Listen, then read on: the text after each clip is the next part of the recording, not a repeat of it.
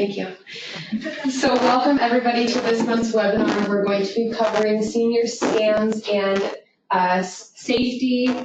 And like I said, if anyone has any questions, go ahead and put them in the chat box if anything comes up throughout the webinar. And thank you so much for being here. Thank you for all of our last minute participants as well. So my name is Dana Gerard. I am with Elder Help of San Diego. For those of you who have not joined in our webinar yet, we do this every month, and we cover a different topic around senior and family caregiving, specifically aimed at employed family caregivers.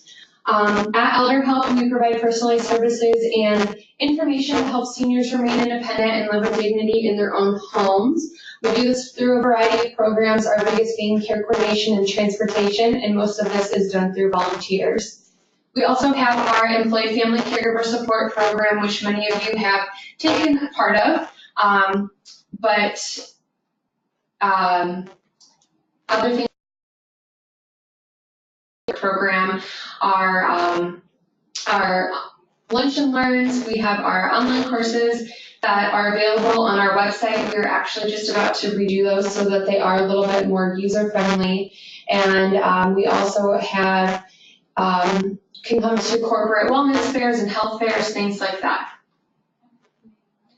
So today we're going to talk about scams, like I said, and we're going to go over different types of scams, how to recognize them, some common red flags in general, since there are so many new scams coming out every day, how to report a scam, as well as some resources. So just to get started, I'm going to do a few statistics around scams that I think are important to know. Every year, about $2.9 billion is stolen from seniors just from scams alone. About 1 in 5 seniors over the age of 60 will fall a victim to a scam. People who are over the age of 70 lost more money on average than any other age group in the last few years from scams. Imposter scams were the most common in 2017. So imposters are someone who poses as like a loved one, tech support, or doctor's office, just they're posing as somebody else. And then debt collection and identity theft were the other most common ones to follow in 2017. The most likely perpetrators to carry out a scam include caregivers or other people of trust. So it's usually someone that's close to the senior, knows the senior trusts them, and so they can kind of manipulate them. Family members with a criminal abuse or addiction history were also a likely perpetrator, or also a family member who was unemployed. So someone that the senior knows and is probably in some kind of desperate or crisis situation themselves. A really scary statistic, I think this is the scariest on this page, is only 1 in 44 elder financial abuse cases are reported to law enforcement. Of course, this is an estimate that there's 43 financial abuse cases that aren't reported for everyone that is reported, but that's a lot of cases of financial abuse that we don't even know about because they just aren't reported, and people feel so ashamed to report. So before we get started, I'm going to go over how to recognize a scam. I'm going to kind of reiterate a lot of these things throughout the webinar, but these are very common in most scams. So a lot of them have some kind of time pressure. So it's a limited time only have a few hours to act on this, only have today to act on this deal. If the deal was legitimate, you would have enough time to think about it and revisit it maybe tomorrow or the next week, especially if it's a big financial investment. It's often a face-to-face type of time pressure where somebody's in your face saying you have to act on this right now or the deal isn't going to be good anymore. It sounds too good to be true, and most of the time if something sounds too good to be true, it probably is. Someone's trying to make you believe that you're going to be better off if you fall for this. You're contacted out of the blue. A lot of the times this is with winning the lottery or a really big prize. If you didn't enter the lottery, how can you win the lottery? or if a family member is all of a sudden contacting you out of the blue, you have this inheritance or they're in jail and they need money and they haven't talked to you in years and years and years. They're unwilling to give information in writing. Any legit company is going to be willing to give you some information in writing. You need to pay in advance for your prize, the lottery, a money, car, anything like that. That's actually an illegal practice. You always pay taxes after you win your prize. They're trying to get you through some kind of emotional connection, so heightened emotion, somebody's sick, somebody's in jail, it's the middle of the night, you're not thinking very clearly. A new medical breakthrough, all of a sudden a cure for cancer, a cure for dementia, a cure for wrinkles, a cure for sunspots. And also you're often told that you are not supposed to tell anybody, because if you were to tell somebody, then that person would probably tell you that you're falling for a scam. So we're going to go over the different types of scams. I'm not going to necessarily go over yet what you're supposed to do in these situations, because I'll just go over that in the end, because for many of them it's the same thing. You're supposed to contact law enforcement, et cetera, et cetera. So telemarketing is one of the easiest ways scammers can make you believe that they're real, because you're not face to face and it's just over the phone and they've caught you at a good time. So someone calls and offers you something like a vacation, no risk or low risk offer, an investment scheme, a pyramid scheme, something like that you can earn a lot of money in a short amount of time, or something like a prize or a gift, a car, money, a new house, a vacation. To receive this offer, you must pay your taxes first, or you must buy into the investment scheme. Usually it's really exaggerated claims and high earnings. You have limited time, nothing's available in writing because they're talking to you over the phone and they can't send it to you, or the offer is going to be done in that amount of time. And scammers have learned how to change their phone number. So they might be calling you from a phone number that looks similar to your phone number. It has the same area code. Sometimes it's even your same exact phone number. Mine has been my dad's same phone number, my same phone number, one number off from my phone number or my dad's phone number. And you're like, oh, that's weird. My dad's number must have been deleted out of my phone. So you answer it. Hey, Dad, what's up? But it's someone trying to scam you. It's a voice recording or someone you don't know. And when they change these numbers, it's often impossible to trace because you don't have the original number that they're calling from anyway. If they're successful with you, often they're going to sell your name and phone number onto other scammers and make more money off of you. And a lot of the times they say things like, "Can you hear me?" And then you'll say yes, and then they use your voice as a way to claim that you authorized a charge on your credit card, or saying yes to wanting an offer, and they'll take that to court if you ever try to sue them or go after them. So if you do answer because you think it's a phone call that you know, it's best to just hang up.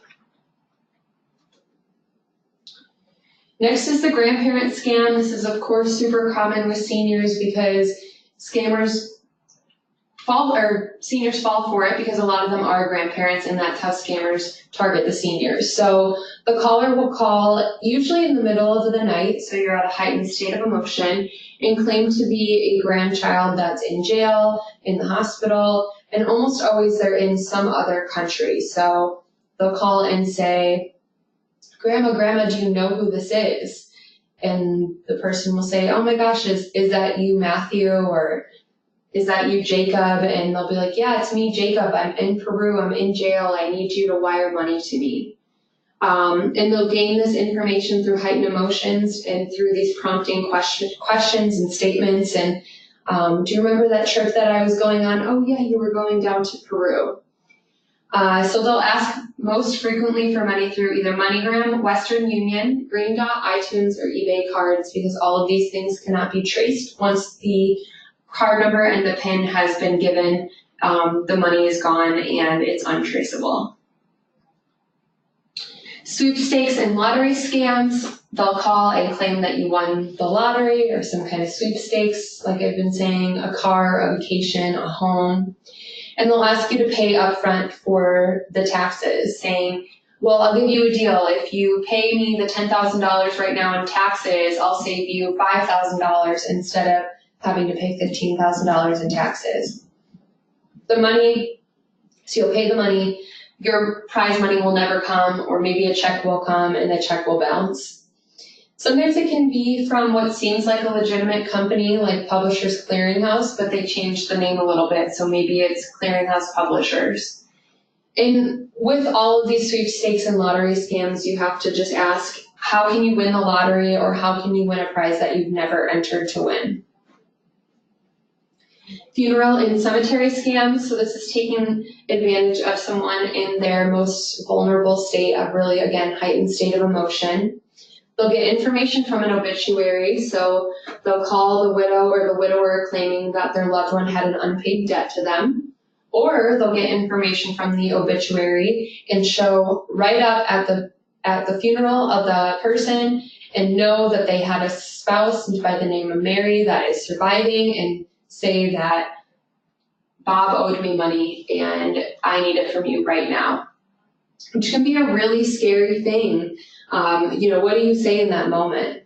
So they'll also learn from the obituary that they are lonely, they're vulnerable, they're sad. So they'll call them with other scams such as the lottery scam, the telemarketing scams, the grandparent scams, and know their name because the name was in the obituary, and try to bring something happy to their life, and you fall for it because you need that in your life right now. And be aware of also funeral homes and cemeteries. They can add charges to the bills for funerals, or unnecessarily hike up the prices because, again, they know you're in a heightened state of emotion. You need this right now. And this is why it's so important to pre-plan funerals. All funeral homes should be offering you charges for all of their services in writing. You can always shop funeral homes, and that's why it's important to plan ahead so that you don't get scammed. Anti-aging and prescription drug scams. So we're always looking for a deal, especially on prescription drugs that can be so expensive. So you go on the internet to look for a deal and you buy something because it seems legit, and it could be a totally fake prescription or drug or anti-aging product, cream, topical treatment, and it doesn't work. This can be really scary because sometimes these things can cause more harm than good. They can be made of totally fake ingredients that aren't approved by the FDA, ingredients that aren't approved to be put together by the FDA. A lot of the times these products will claim to have no negative side effects. Or you will see on the internet that new treatments are found to maintain a youthful appearance, reverse the sign of aging, cure cancer. And a lot of the times these products simply just do not work. They're just trying to get your money, and you're willing to pay a lot of money for these things because everybody wants to look youthful. We have a society that's really obsessed with looking young, looking our best. There was a huge scam recently in Arizona of fake Botox, that scammers were actually injecting fake Botox into people, and they made millions of dollars off of it because they were marketing it as cheaper than regular Botox if you went through your dermatologist. Or you will see scammers will even just call you and claim that they have that cure for cancer, the cure for dementia, and try to get you to buy these products as a preventative treatment. And again, they can cause more harm than good. Medicare and healthcare frauds. So it's always important to look over your bills from the doctor's office. Sometimes they bill for services that were never received. Could be a totally complete scammer sending you a bill from your doctor's office or a similar doctor's office from your insurance company for services or products that you never received or needed. Sometimes a doctor's office can try selling you unneeded services or devices. Again, this has happened to me at the dentist where they tried to sell me unneeded services, and because I don't know anything about dentistry, so always, look into what you're paying for, ask for a consultation, things in advance. Call your insurance company. Sometimes a fraud is using someone else's insurance, so someone gets a hold of your Medicare number, your insurance number, and they use your insurance. And scammers will also try to call and ask you for your Medicare number or your personal information. And as soon as you give that out, they can pose as you at the doctor's office and bill your insurance. Right now, a big thing is new Medicare cards are coming out, and scammers will try to call you to update your address to make sure it's the right address to have your Medicare card come into you. Medicare has your updated information as long as you've kept your address updated through your state, and they will automatically send the card to you. You don't need to call them. You don't need to confirm it. They will automatically send it to you. Same goes for your doctor's office. The doctor's office knows that new Medicare cards are coming out, so they will be asking you for that new number once you get that card, or they'll ask you if you've gotten that card yet. Scammers will also call and pose as your doctor's office saying, oh, we forgot to send you this prescription or send you this piece of medical equipment. Well, it's our fault. We'll send it to you for free, but can you just pay for the shipping? What's your credit card number? Credit card number will be given, and then they steal your credit card information. Tax and IRS scams. So once a scammer has gained access to your social security number, they can use it to claim tax returns for themselves. Or we all have heard of the IRS scam of the IRS is calling you or emailing you to ask you to update your information, and then you click on the link or you update your information, and they have your social security number, your address, your phone number, your name, all of this stuff, and they take that to commit fraud. IRS will call, or scammers will call and claim to be the IRS to say that you owe money, especially right after tax season, and then they ask you to pay it via either a prepaid debit card or a wire transfer. They ask for private information and say that you are owed a refund, and so money will be sent to you. And we all know now that, or we should all know that the IRS will only contact us through an official letter in writing. But now the scammers know that people know that the IRS is only going to contact them through an official letter, so they'll send these fake letters that look very real. But the way to determine if it's a real letter or not is just look at the little details. They'll put the number as a 900 number instead of an 800 number. The website will be a little bit strange. Something's just a little bit off by it. And, look for those little details so that you know it's not real. Investment scams, so like I mentioned earlier, the pyramid schemes, many times they're promising you a really high guaranteed earning, risk-free, but these never really work. Claiming inheritance money from a family member that you never knew of has died, and they want to give you some inheritance money.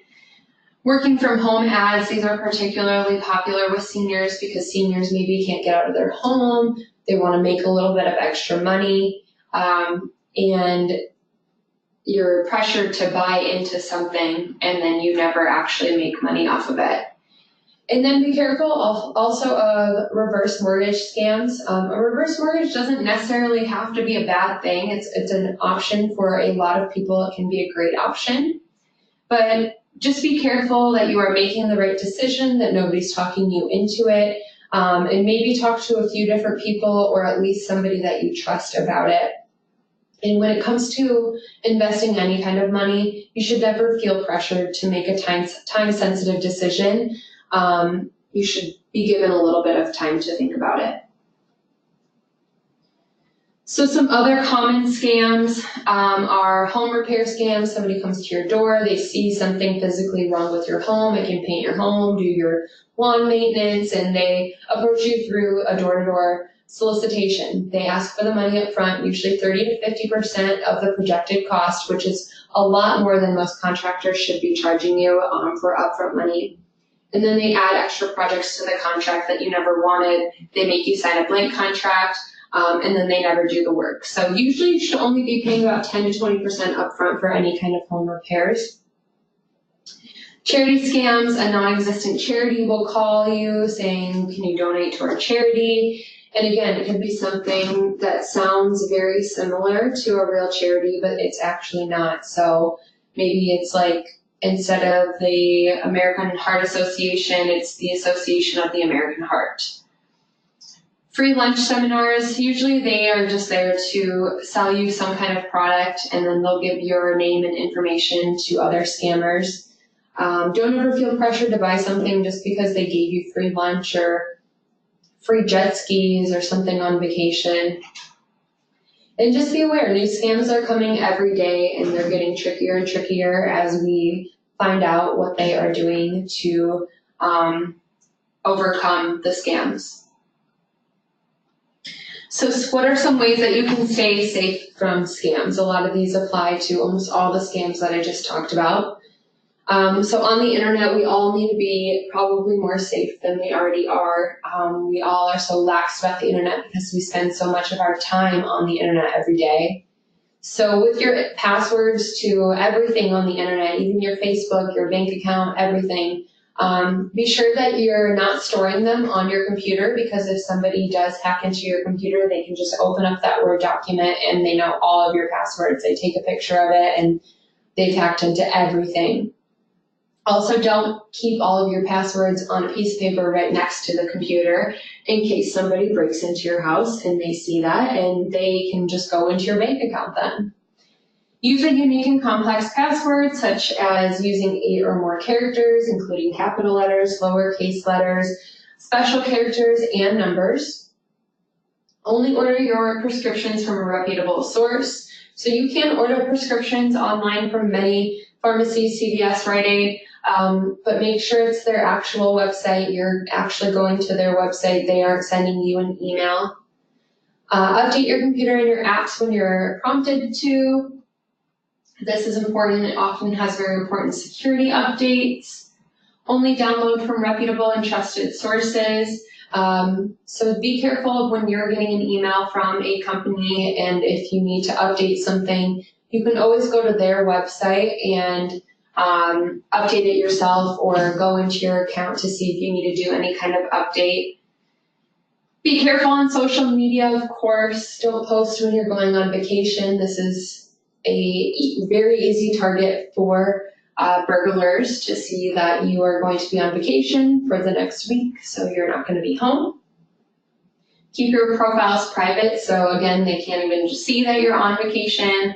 They can't see the pictures that you are tagged in unless you're friends with them, because people will start to put things together in seeing that you're tagged in a post with your granddaughter Sarah, and they'll call you and claim to be Sarah.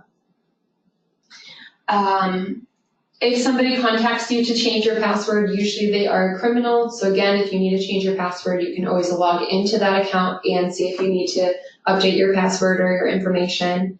And then an easy way to know if a website is safe is if it has HTTPS or SHTTP before the web address. On Google Chrome, there's also a little box that will be next to the web address to show that is a safe website. Other general safety, of course, do not act out of impulse, like I've been saying, and if an offer is legit, it's going to stand the next day, probably the next week. Scammers are really trying to get you on heightened emotion. You're really excited about a deal, and that's why you want to do it right away. Shred all your documents, especially ones that have your name, your address, your social security number, especially those credit card offers that you get in the mail. Use credit instead of debit at the store. Somebody, you never know who's standing behind you looking at your PIN number that you're putting in. And especially at outdoor merchants or the restaurant or the gas station, at restaurants, use a credit card if you have it, an actual credit card, because it's so easy to put magnetic strips on outdoor merchants, gas stations, and that will take all of your credit card information from it. With a restaurant, you never know what a waitress or waiter is doing with your card, taking down your number, and then they will use it for themselves. If somebody calls you and you find out that they're a telemarketer, a solicitor, a scammer, all you have to do is hang up, that's all. Be careful when you're writing down your social security number, especially at places like the doctor's office. You never know who's watching over your shoulder. You can always go up to the receptionist at the doctor's office, write it on a scrap piece of paper for them, or just wait until you're in that secure space. Have a second line of defense at your door for those door-to-door solicitors. A screen door will work best, obviously. Don't answer private or unknown numbers. If somebody's calling you and it's legit, they're going to leave a message. Don't give your information out to anybody who calls you. You should know who you know and who you don't know, and trust your gut when you're giving information out to somebody over the phone. Don't let your mail sit in your mailbox for a long time. The post office has a system where you can hold your mail at the post office if you're going to be gone for an extended period of time, or a neighbor can maybe come and pick it up from your box for you. And if you are mailing something with sensitive information, it's best to put that either in a blue post office box or go to the post office directly so that it's not left in your mailbox and somebody can just come over and take it out. And then, of course, monitor your bank account and your credit card statements regularly. Usually if somebody is stealing your credit card information, making unauthorized purchases, they start with small $3, $5 charges to see if you notice them right away. Some other red flags for scams is, again, if it's important, they're going to leave a message. If they're calling you over the phone, if you don't know the number, just give yourself that extra 2 minutes to see if they leave a message and give them a call back. Even if it's a time-sensitive thing that somebody knows, calling you 2 minutes isn't going to make that much of a difference. If they tell you to not tell anybody, it's probably a scam. Never pay for a free prize. This is illegal to pay taxes before you get your prize. If you are uneasy about something, ask for something in writing. And never sign any kind of blank forms. They should always be filled out before you are signing them. So how to report a scam? You can start with your local, state, or federal law enforcement, depending on what the scam is, what you know about it. I would always probably start with local. They can refer you on to state or federal if it's needed or necessary. If you need to go beyond local or federal law enforcement, you want to report to the appropriate authority. I'm going to give you a lot of these web addresses and phone numbers in a few slides. So Medicare, Medi-Cal, the Better Business Bureau, your state license board, so that would be somebody who's claiming to be a contractor, or your bank. If your information's been compromised from your credit or debit card, just cancel it, call your bank. You can always contact Adult Protective Services if it's somebody that is close to you. There is an Identity Theft Resource Center and a Social Security fraud hotline as well.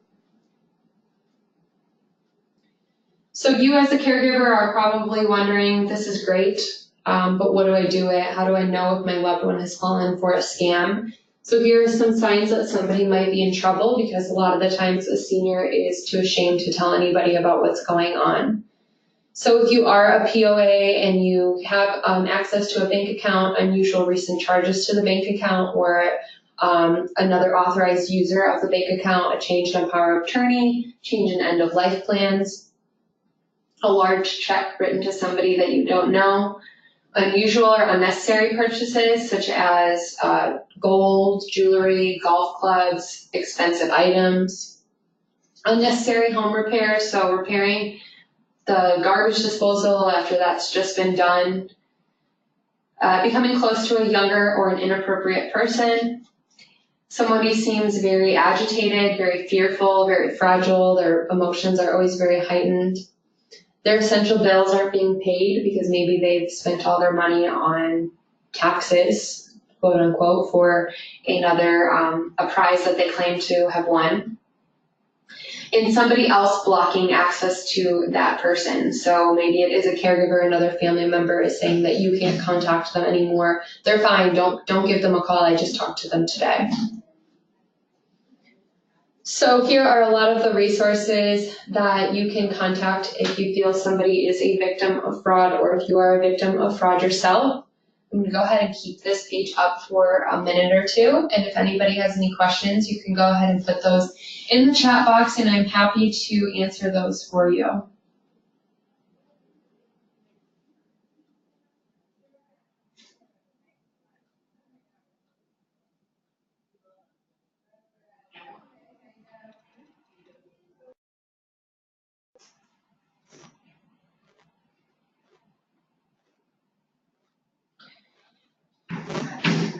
Okay, I'll come back to this, but I'm gonna go on for just 1 minute. If you have questions, please feel free to continue typing them. Just gonna talk quickly about our online courses. If you haven't heard of these yet, we do have 4 self-paced online courses free for family caregivers. These are the different topics that we cover, and you can find them at bit.ly/ehcourses. A few upcoming events, if anybody is available this Saturday, there is a working caregiver conference in Chula Vista at St. Paul's Plaza. If you want more information on that, you can always contact me. There's also a Dementia Caregiver Conference put on by the Caregiver Coalition in La Mesa on Thursday, September 12th. I will be speaking on Saturday if anyone is attending. And then next month, we're going to do caregiver stress and burnout. If you'd like to attend, again, just go ahead and email me. I will be sending out more information. And then, the slide didn't pop up with my contact information, but it is just corporate_relations@elderhelpofsandiego.org. Again, my name is Dana. And if you have any questions that you don't feel comfortable asking on the webinar, you can always email me. You can call our main office. But thank you so much, everybody, for attending. Like I said, I'll stay on for a few more minutes, and I hope everyone has a great rest of their day. Thank you.